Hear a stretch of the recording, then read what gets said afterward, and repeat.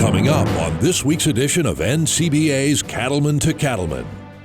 We'll talk about the Federation of State Beef Councils and how the state-national partnership is vital to the success of the beef industry. Plus, you'll see how some states are putting checkoff dollars to work to help drive beef demand. And now, NCBA's Cattlemen to Cattlemen.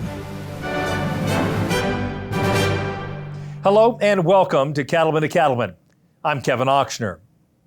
The success of the beef industry depends on the ability of producers to work together and build a strong, united front. The Federation of State Beef Councils was created 60 years ago to bring producers together to help build beef demand. Today, we're going to take a closer look at the role of the Federation, which is housed by the National Cattlemen's Beef Association, a contractor to the Beef Checkoff program. Here to talk more about this is Todd Johnson, Senior Vice President of Federation Services. Todd, let's start with a little history lesson. Tell us a little about the history of the Federation. Yeah, it's important when we think about the history of the Federation of State Beef Councils to actually reflect on the Federation or the individual state beef councils and their rich history. Credit needs to be given to California as the first state to create a beef council, and the leaders in that state that came forward during a time of drought that was forcing herd liquidation, which was forcing oversupply of beef into the marketplace and consequently lower beef prices.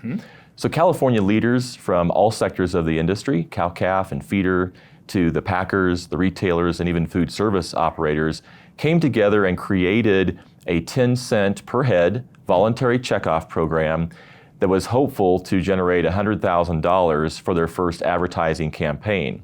So credit is given to California for creating the first beef council in 1954. And then Montana followed shortly after that with a similar model about local control, producer-funded programming that could benefit the beef marketing and education space.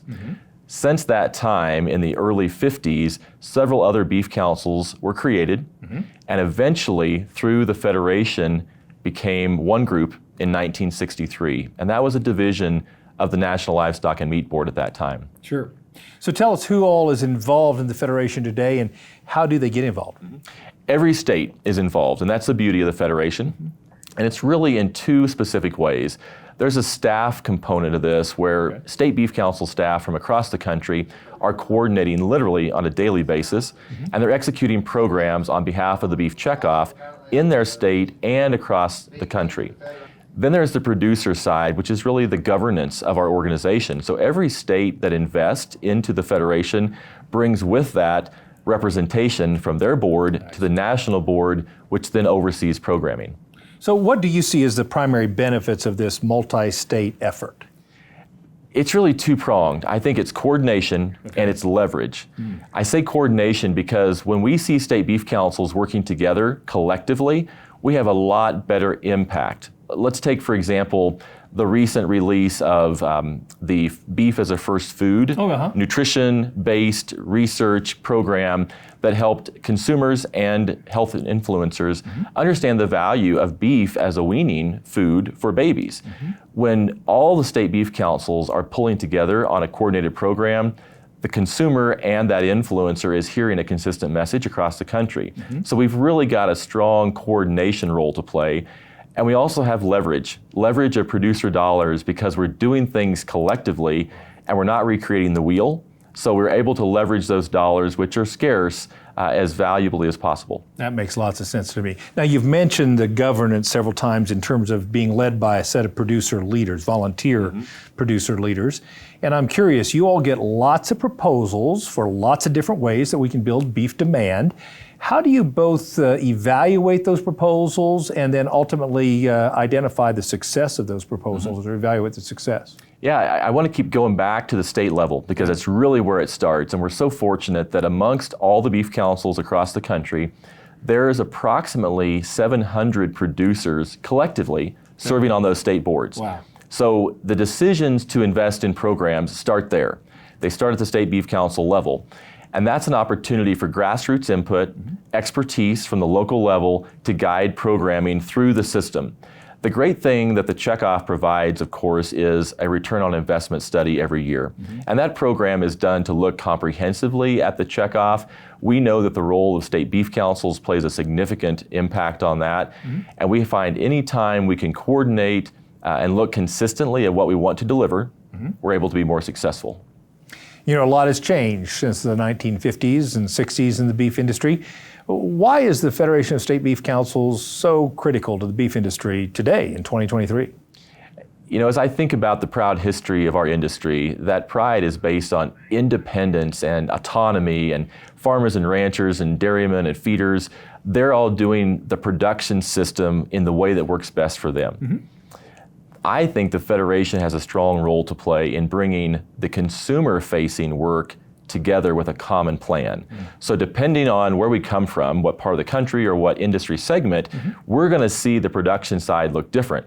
But when we work together on a consumer front, whether that's our research, education, and promotion efforts, the Federation allows this mechanism for all those states with unique and different ideas to come together in a unified way. That's where the Federation has value in providing demand-building programs for consumers.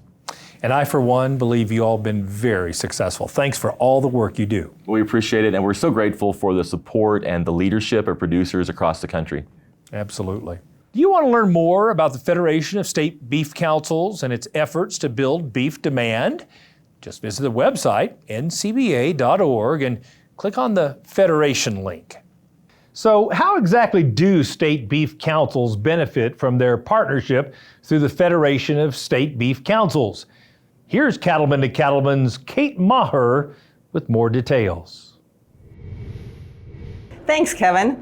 I'm here now with Lauren Mailing, who is the Executive Director of the Arizona Beef Council. Lauren, what are the benefits of having a strong state-national partnership like we do? So many benefits, especially for a small state beef council with a large human population in Arizona. We rely heavily on the Federation for services, not only just design services and website hosting, but for the bigger picture of extending national programs to Arizona, where we have so many consumers ready to learn and searching for information about beef. So talk about some of those events then maybe that you put on in Arizona through the Beef Council, aimed at driving demand with those consumers. Our partnership with the Federation really helps us elevate our programs and offerings in Arizona. And a few examples are when we work with the Arizona Career and Technical Education teachers and being able to have a top expert in the culinary world present to our Arizona teachers, who will then extend that information to their many students in the classroom that they'll reach that year. Another one is when we take on a large digital advertising campaign so that we don't have to waste money on agency fees, so that we can use the Federation's digital marketing expertise to have buys, whether that's on connected TV and radio throughout Arizona, whether it's buying digital billboards to place in Phoenix during spring training and during popular events, because everyone wants to come to Arizona in the winter. And then also utilizing top nutrition experts to come talk to our nutrition audiences in Arizona, so that we bring that credibility when we reach Arizona consumers. So Lauren, are there ways that other states can maybe take advantage of some of these benefits and efforts? I really do think so. Regardless of the size of the state beef council, large or small, cattle state or high human population state, through the Federation, we can extend a cohesive and united message in a variety of ways. Maybe that state relies on Federation services for website hosting, or maybe it's extending events and branding, Beef What's for Dinner branding in our own state, depending on the geography or audience type of our state. Yeah, it's also different. But there's got to be a lot of value in having real farmers and ranchers take part in these events. Maybe talk about the value of that. The value of having our real beef farmers and ranchers from our states is so immense. And of course, our boards are producer driven. The decisions for the beef checkoff are made by beef farmers and ranchers. And then we as staff can implement those programs to represent and have producers at events wearing cowboy hats, wearing cowgirl boots. And those are so much more impactful for consumers to make those relationships with those who are raising their beef.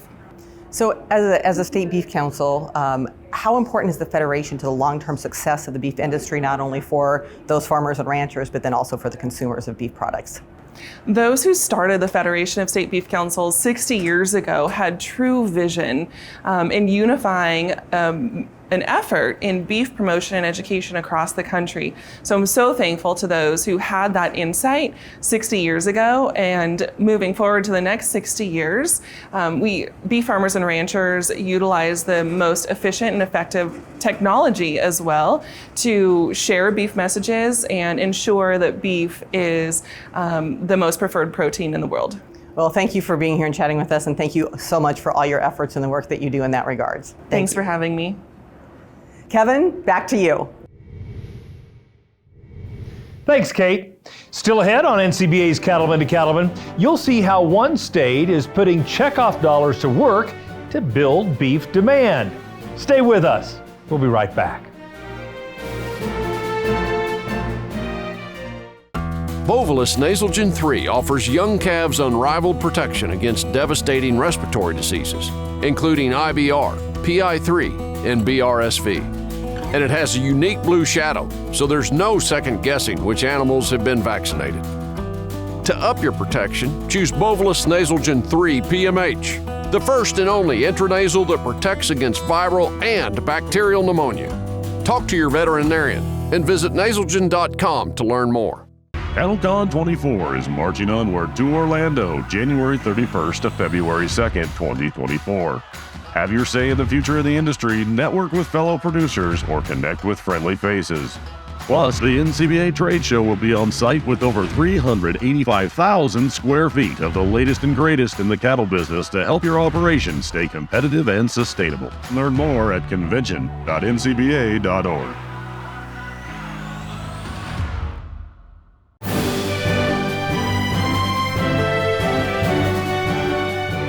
Today, we're taking a closer look at the Federation of State Beef Councils and its role in building beef demand. Cattlemen to Cattlemen reporter Brian Baxter has a look at a great event put on by the Washington State Beef Commission that had a positive impact on the local community.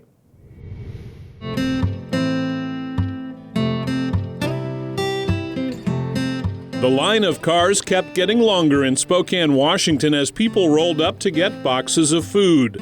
Before the distribution even began, Washington beef producers were working to put together their share of the donation, ground beef that's highly prized by those in need.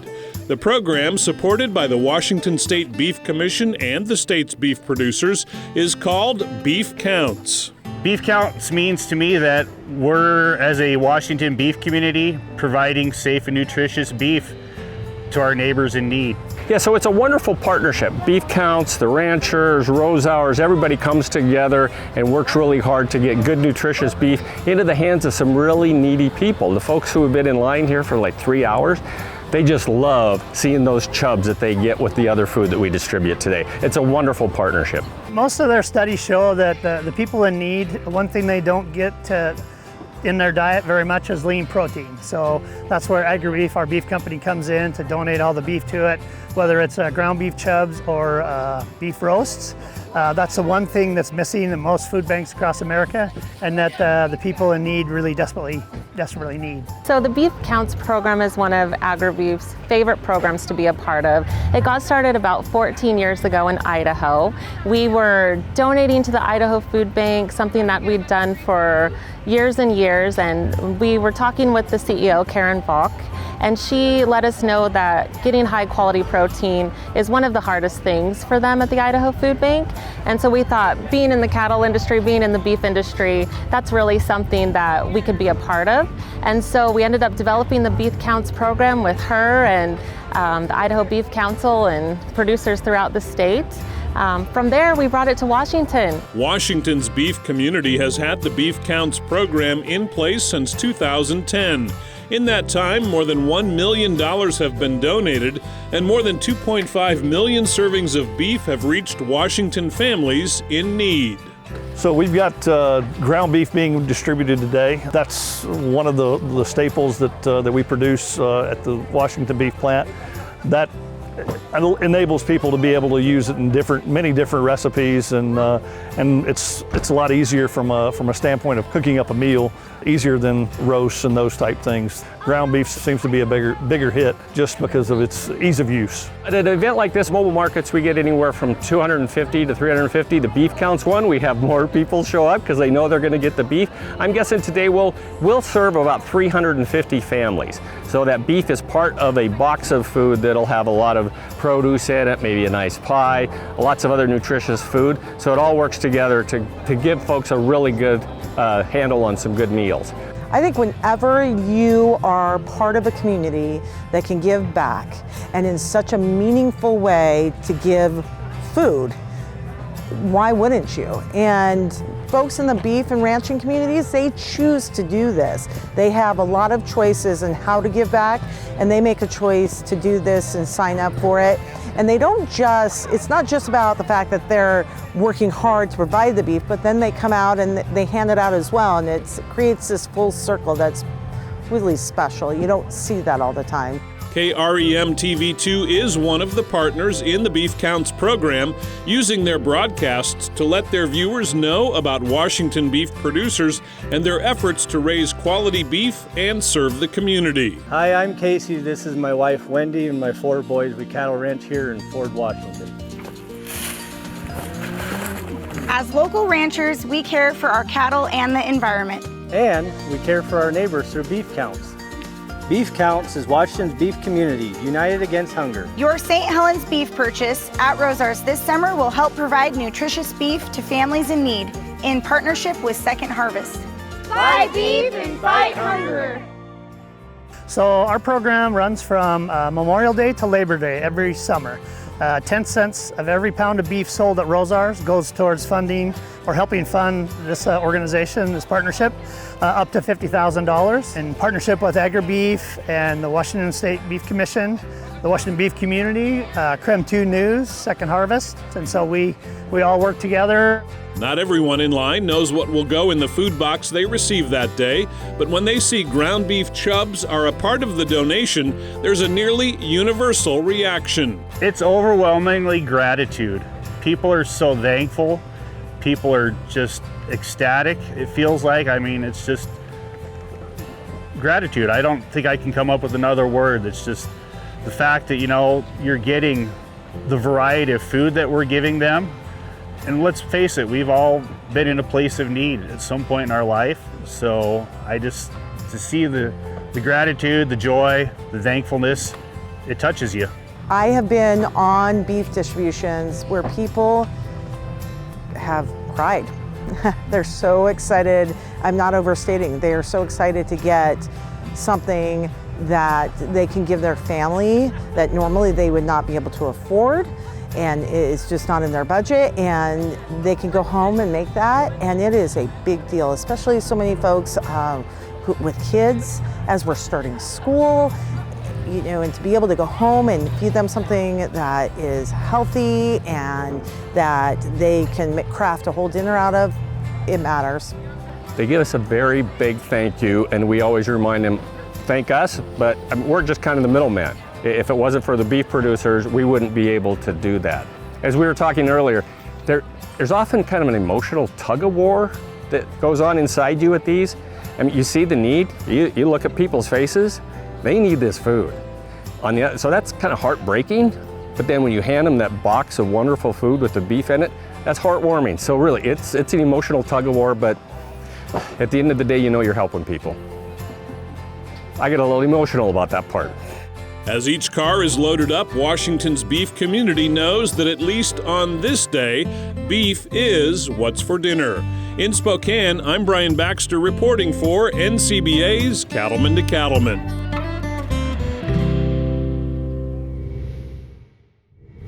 Still to come on Cattlemen to Cattlemen, we'll take you behind the scenes of an unforgettable cooking event featuring some of Minnesota's top chefs.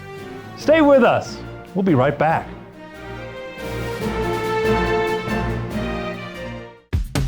Enjoy premium performance with John Deere 6R tractors. Get the right power to weight ratio and even more power when you need it with a 10% power bulge and an additional boost with intelligent power management. Choose from multiple transmission and operator station options.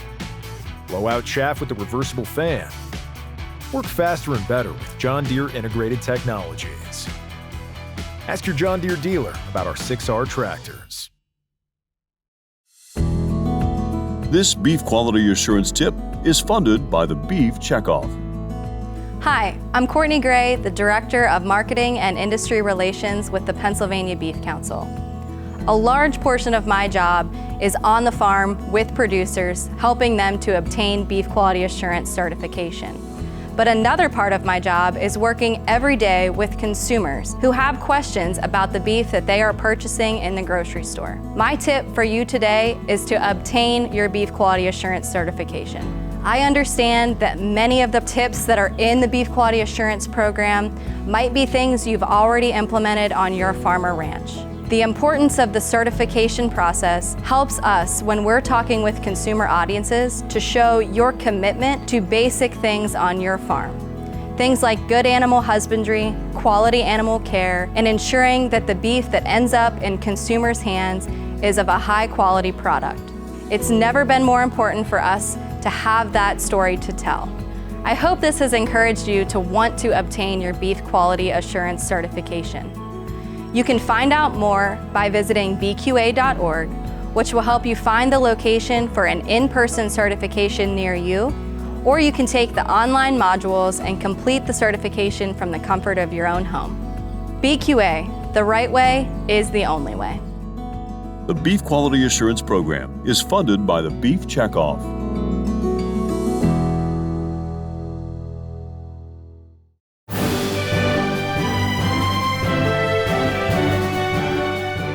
One of the powerful ways beef checkoff dollars can be used to reach consumers is by giving them an opportunity to taste beef in creative, new ways and in fun, engaging settings. That's what happened in the summer of 2023 as the Beef Checkoff and several state beef councils joined in sponsoring the Heritage Fire Tour. One of the stops was in Minnesota, as Brian Baxter reports.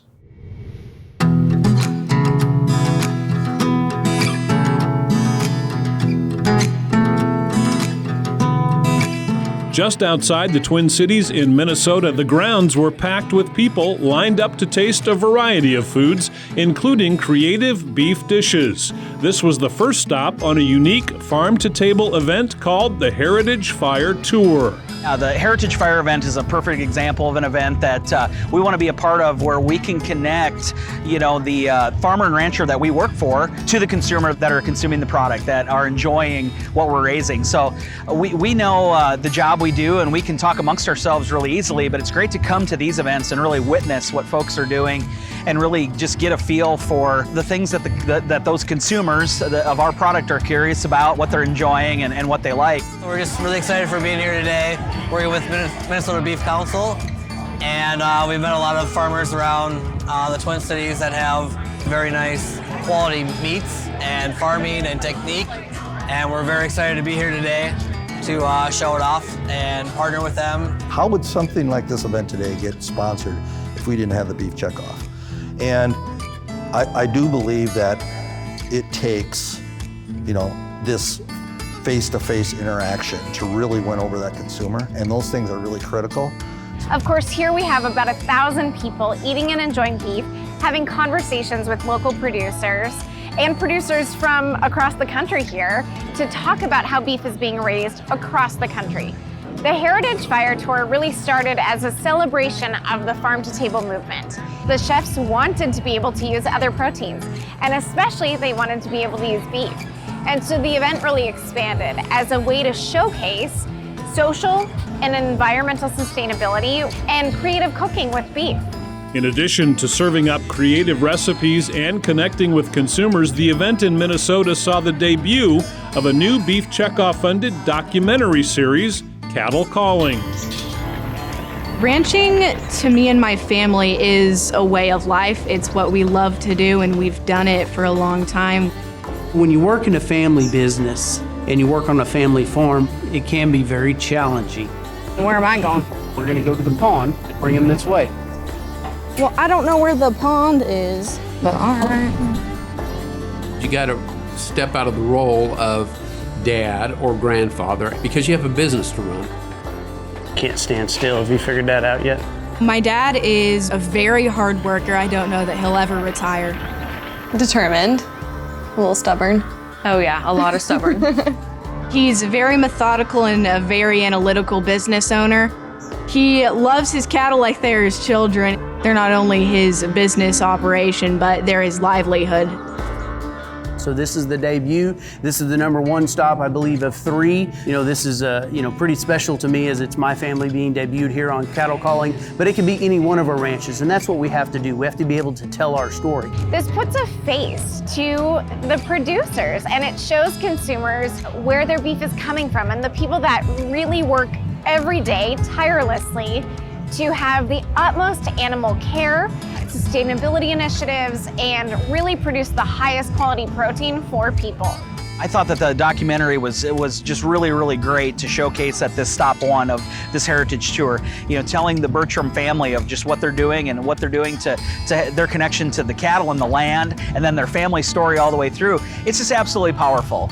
I feel like this is a great investment of our checkoff dollars because we're the ones telling our story out in the public, and we're showing this to people who are non-cattle producers here at the Heritage Fire Tour. In future episodes of Cattle Calling, other farming and ranching families will be profiled, all with the aim of showing consumers the reality of how beef is produced. We saw recent research that 53% of Americans have never actually seen a cow in person. So they may very much enjoy beef, but they don't understand what all it takes to raise beef. So connecting producers and consumers while they're eating and enjoying beef has been incredible. I think the biggest thing for me is it shows there's a family behind every beef that you consume. Whether it's our family here in Minnesota or down in Oklahoma or wherever it may be. And I know people all over this country, and if there's one message, the rancher really cares. He cares a lot about what they're providing to the consumer. So we have to be a part of that and show our consumers and people that want to consume our product how we are sustainable on our ranches. And so that's part of our goal with this Cattle Calling and the episodes that we're going to show of how are we sustainable on our ranches. Bottom line, at this Heritage Fire Tour stop, people had the opportunity for not only a taste of beef, but also new insights into the life and work of beef producers. It's been really good to witness that interaction with both Bruce and Leanne and Clay here just a few minutes ago. Just talking with folks, they have a great way of just explaining what they do. So anytime that we can really get those people that are actively raising the beef cattle in front of these folks, it's a powerful thing. It's a good thing. At the Heritage Fire Tour in Minnesota, I'm Brian Baxter reporting for NCBA's Cattlemen to Cattlemen.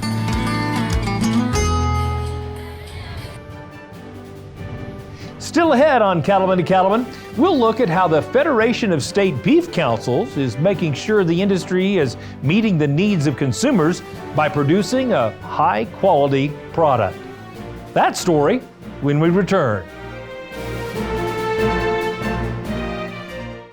By installing Ritchie waterers, you save water while keeping it fresh and always available to your animals.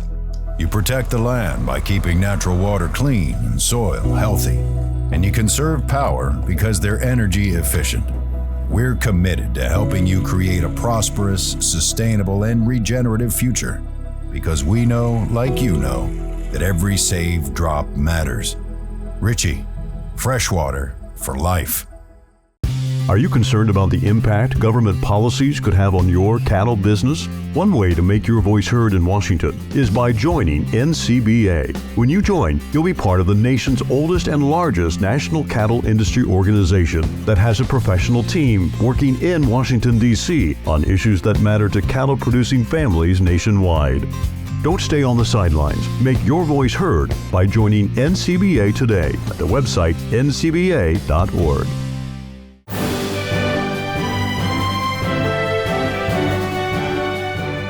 One way to build a better business climate for cattle producers and to protect and enhance demand for beef is to deliver the best product possible to consumers. But how important is quality to chefs and other culinary professionals? We sent Clark Price, a North Dakota cattle producer and chair of the Federation of State Beef Councils, to Arizona to find out. I'm Clark Price. I'm the current chair of the Federation of State Beef Councils, and I'm here with Dr. Travis O'Quinn with Kansas State University and Chef Ryan Clark from PY Steakhouse, where we're here at the Casino del Sol in Tucson, Arizona. Travis, I think we'll go with you, and you've done some research as far as eating quality, product quality.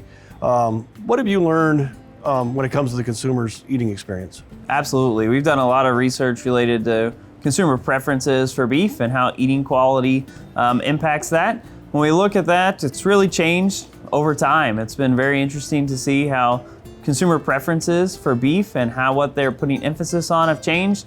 If we went back to the early 1990s, tenderness was the biggest driver of beef eating satisfaction, and we would have said tenderness is the most important trait. Preference for tenderness being the most important trait has really shifted within consumers. Today, our consumers actually will tell us flavor is the most important trait that actually drives their eating satisfaction. And because of that, a lot of the research we've conducted have really been focused on beef flavor.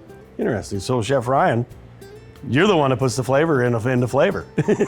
We do. I mean, flavor and texture are really important for our guests. You know, they want to have a great, incredible experience here. Being a steakhouse, we can't hide, right? Beef is what it's all about. So, you know, sourcing is very important to us. I think at a lot of really exceptional restaurants, you think about like farm to table, right? That fresh produce that comes in, the quality. It's no different if you're doing ranch to table. And one thing that we really try to do here at the casino is more of like the chef to ranch.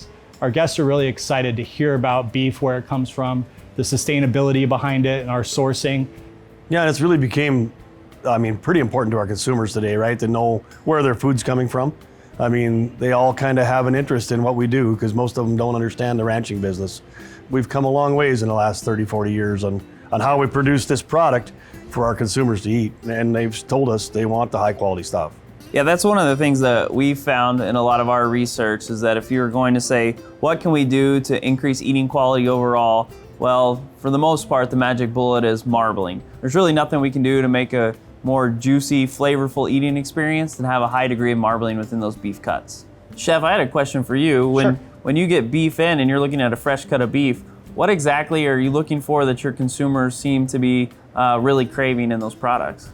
Well, it's funny you ask that. We have a lot of guests that are kind of craving different cuts.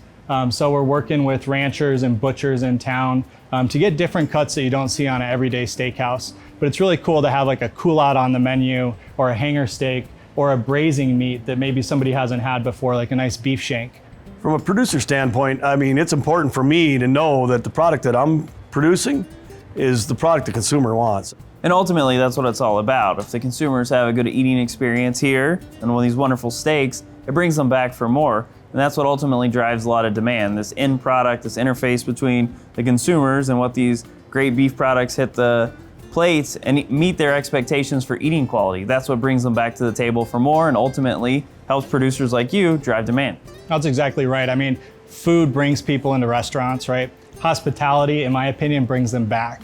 So I think with the hospitality component, having that education and sharing the story of beef is really kind of one of the key components to bringing guests back to the steakhouse or coming back to eat amazing beef. So I think that's a really good point. Well, Ryan, we're talking about beef quality, right? And the beef checkoff has been around for decades doing work on consumers' experience, eating experience on beef. And you could probably talk to us, Travis, about the research that you've done over the years as far as, product quality and different things like that Beef Checkoff's funded. Absolutely. We've done a lot of checkoff funded research in the product quality area. Some of the highlights from some of that was we talked about the importance of tenderness and flavor, but juiciness is another component. I think all of us have had a steak that's just been too dry. And so through checkoff dollars, we were able to develop a instrumental measure to estimate beef juiciness. We've also done multiple research projects that our State Beef Council has contributed to, whether those were projects that were funded solely by our State Beef Council or in conjunction with national checkoff dollars. Some of those projects have worked on some novel technologies to improve and speed up the freezing and thawing process, as well as projects that have actually evaluated some of the plant-based alternatives to beef that are actually in the marketplace. we really need to make sure that we're satisfying the needs of the consumer so that they continue to come back time and time again to have our beef meal. Absolutely. The current markets, and as we look ahead, we don't have the ability to fail. This steak, when a consumer purchases it, no matter the price point, can't fail to meet their eating expectations, because that's how you lose customers. And so beef continuing to be the product that consumers go to when they want to celebrate something in their lives, things that when they go to a fine establishment such as this is the center of the plate for them. Beef being able to deliver the tenderness, juiciness, and flavor that consumers have come to expect, it remains a critical piece of being able to continue to keep beef demand up. So I'm going to use that as my secret recipe, right? When people ask you, how'd you make that so good? What did you do? I'll say, I didn't do anything. It was the research, right? Helped develop the program a little bit better. But no, I mean, it definitely helps us out, right? We can't start with the bad product. You know, you want to start with the best product that you possibly can, and that's how you get really good food, no matter what you're sourcing. Well, I think the most important thing for a producer is they got to take the credit for this quality of product, because they've really been the base of what made this product what it is today, because genetically and how things have changed over time, that we actually have a product that consumers are willing to pay a lot more for, because we get a better eating experience every time they sit down at the plate. I agree with that, and I think that one of the key takeaways when we start talking about product quality is that this is everyone's responsibility, that it takes producers, packers, feeders, all the way to the end product users and chefs or even consumers at home to be able to guarantee that these beef products meet that expectation. There's things that can be done at each and every one of those levels that can both positively and negatively impact eating quality. And for us to be able to consistently deliver the level of eating expectation that these consumers expect, it takes work from all of us. And research has continued to be able to help drive that narrative, be able to identify practices at each of those levels that will help improve quality. Well, thank you, Dr. Travis O'Quinn, for being here today and talking to us about the beef research that you've done on behalf of the Beef Checkoff, and Chef Ryan for inviting us down here to come have this great meal. And so let's dig into this food and enjoy a meal here with this steak on our plate. Absolutely. Let's do it.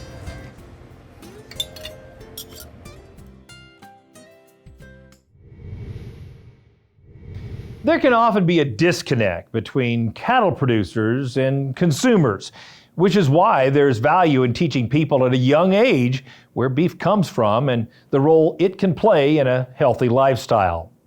Here's a look at how the Arizona Beef Council is engaging with students by educating teachers first.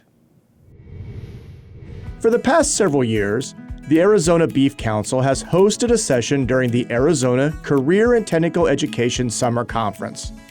The goal of the event? Teach the teachers about beef. The Arizona Beef Council has partnered with this conference for over 5 years, and every year we try to bring the teachers something new and exciting, trending, things that are going to catch a high school student's attention. So that makes the teacher's job easier, obviously, if they can have something that catches their attention, but then also sticks in that student's brain while they're in school, but then hopefully after they graduate as well. And when they go to the meat case, they think, oh, I remember my teacher taught me this recipe, I want to try that now too. The session was called Unique Spice Blends and Beef, and explored how herbs and spices can enhance flavor. The teachers even got to put their newfound knowledge to the test by mixing their own spice blends. Today's session featured an African spice blend called the Bear Beret Spice Blend that's versatile across many cuts of beef, steaks, roasts, and is easy to make. We can find these spice blends at the grocery store, and it's something that a family can make in about 30 minutes and have a delicious meal. And teachers were able to make their own spice mix in a jar and take that back with them so that they could try it when they get home and hopefully like it and then take it to their classrooms. Steve Wald, Executive Director of Culinary Innovation and Partnerships at the National Cattlemen's Beef Association, a contractor to the Beef Checkoff, joined the session virtually to provide an overview of current flavor trends, as well as information about beef that teachers can use in the classroom. The Arizona Beef Council relies heavily on our federation partners to help us bring in experts in all areas to help with sessions like the one here with our culinary teachers, and we don't have the funding to staff someone like that. So with our Federation partners, we can bring in that expertise straight to our culinary teachers and bring that extra value. In addition to the educational session and hands-on activity, the Arizona Beef Council provided the teachers with a complete lesson plan and resource guide that they could implement in the classroom. We know teachers are busy, so one of our goals is to give them a tool they can take right back to their classroom without having to put a lot of effort in on their part. We also offer cut charts and other resources, printed materials from our office to teachers that request those. Another way the Arizona Beef Council supports educators is through the Beef Up the Classroom program, funded by the Arizona Cattle Industry Foundation. It offers middle and high school culinary and agriculture teachers the opportunity to apply for grants to purchase beef for their lesson plans. We reimburse up to $100. The teachers have to go through an application process first, so that way we can kind of vet out what they're planning to teach, make sure it is in line with what we're looking at, and then use that in their classroom. Classroom funds are limited, so we want to make sure that culinary teachers are keeping beef in their lesson plans and in their curriculum every year. With the aroma of spices lingering in the air, participants departed this event with the knowledge and resources they need to promote beef to the next generation of consumers. With every presentation that we give through the Arizona Beef Council, we're trying to help people feel more comfortable with eating beef. On average, most teachers that we're reaching today are reaching about 150 students per school year. So that takes our beef message that we gave them today and amplifies it immensely across their year and then the rest of their teacher career as well. Reporting from Arizona, I'm Brad Bulla for NCBA's Cattlemen to Cattlemen. Still ahead, we'll introduce you to a Washington trailblazer with a passion for promoting beef. Stay with us. We'll be right back. Cattle producers across the country work hard to care for their animals and their land. The USDA's Natural Resources Conservation Service is there to help. Find out how you can work with NRCS to develop a conservation plan for your operation. Find possible funding resources for implementing conservation practices, or get free expert advice on ways to improve your farm or ranch. Visit the website nrcs.usda.gov today.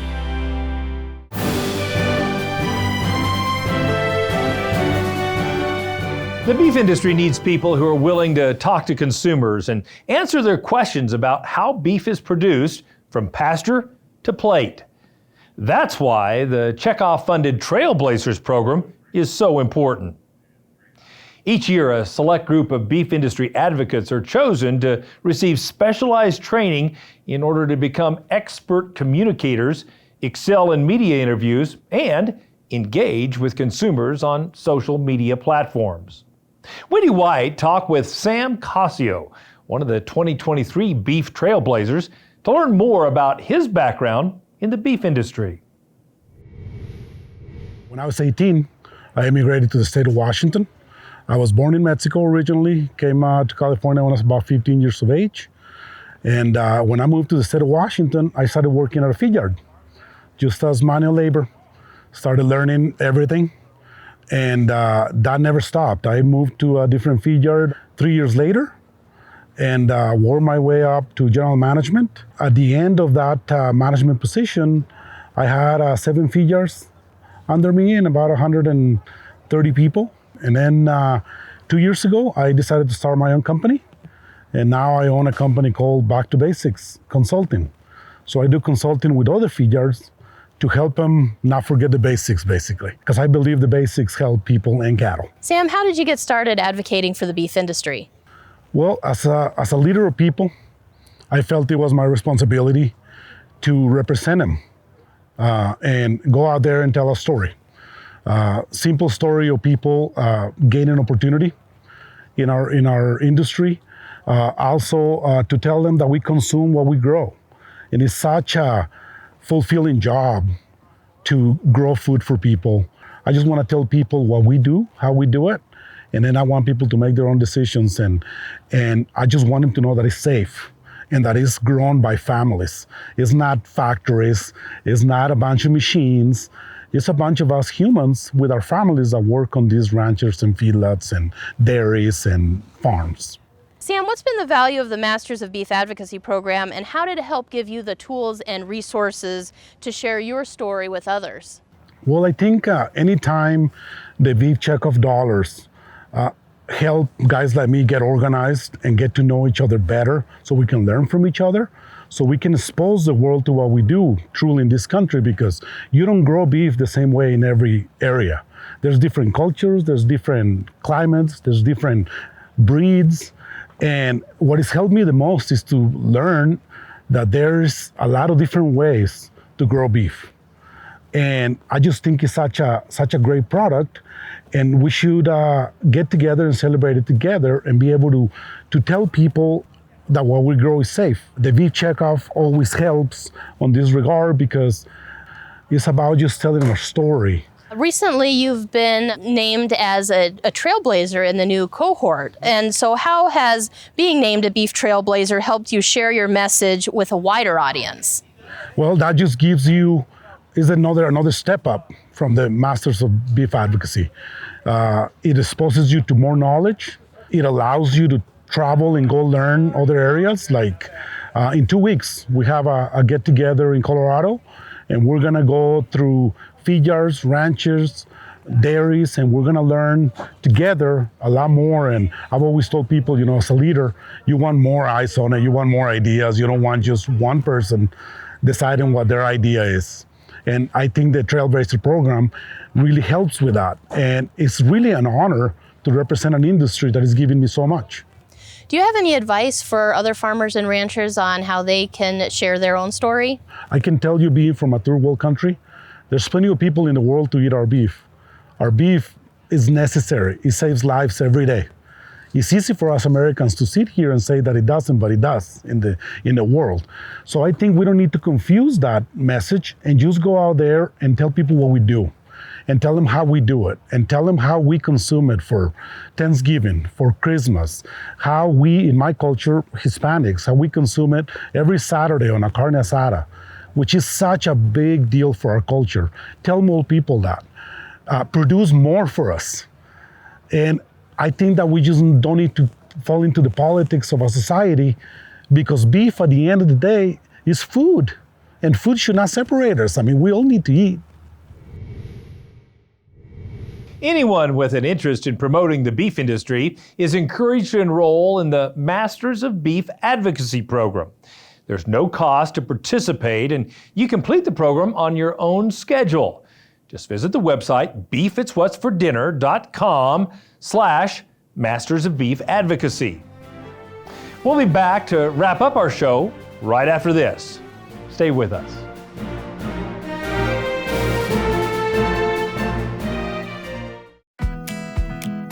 This beef quality assurance tip is funded by the Beef Checkoff. Hi, I'm Jesse Fulton. Now that you've already become BQA certified, I want to talk to you about the BQA self-assessment tools. There are 3 self-assessment tools available to producers: cow-calf, stocker backgrounder, and feed yard. These self-assessment tools can be taken back to your operation to help you identify any improvements needed on your operation with your best management practices, procedures, or cattle handling practices. Specifically to feed yards, the Feed Yard Self-Assessment Tool can help you prepare for any third-party auditing that you may be subjected to on your operation. To find out more about the BQA Self-Assessment Tools, visit bqa.org. The Beef Quality Assurance Program is funded by the Beef Checkoff. Join the National Cattlemen's Beef Association. NCBA is the oldest and largest national cattle industry organization working to defend your interests in Washington, D.C.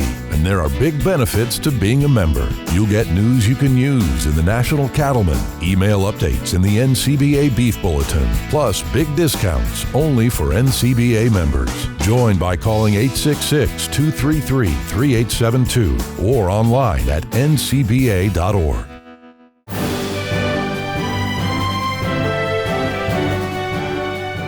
Welcome back. Today, we've been highlighting the Federation of State Beef Councils and its efforts to enhance beef demand. We had a chance to ask some members of the beef industry what the Federation means to them. The Federation means to me a coalition of individuals working together towards a common goal, and that goal is driving beef demand and ensuring more consumer trust. And it's a group of individuals that think independently but do share that common goal so that we can achieve what is best for our producers on their behalf while they're out in the fields doing what they do best. I heard somebody say it the other day that if you got 200 cows, and you're going to take that $200 and you're going to invest that, what impact does that have? Not very big impact. But if you can take those same $200, collaborate them with everybody else's dollars, and put them into special projects, now it does something for beef demand. We appreciate all of the opportunities that the Federation gives us to maybe get into, for example, digital marketing campaigns with Walmart and Sam's Club and opportunities like that we may not be able to necessarily be able to make those inroads ourselves with those entities. We're all on the same team, so sharing the same ideas and don't need to recreate the wheel for everything. And the state-national partnership really helps us benefit and be efficient that way with our checkoff dollars. We know that beef demand's being impacted. And we know that every dollar that we send in, myself, that I send in on that checkoff, is being utilized for that ultimate purpose, and we believe it's having a tremendous impact. You look at the research dollars and the promotion dollars that we've spent over the last 10, 20, 30 years, that's what's making the impact right now. When you look at the price of beef that's in the, at the grocery store today, and yet we still continue to see the demand, what we know is the consumer wants our product. After 60 years, the Federation of State Beef Councils is still here. To me, that says that it's doing a good job in the programming that it puts out there.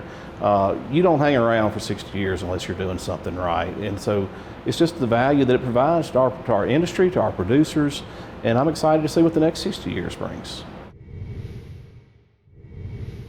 For more information about the Federation of State Beef Councils, visit the website ncba.org and click on the Federation link. Well, that wraps up this edition of NCBA's Cattlemen to Cattlemen. Thanks so much for spending time with us. We'll see you again next week, right here on RFD TV.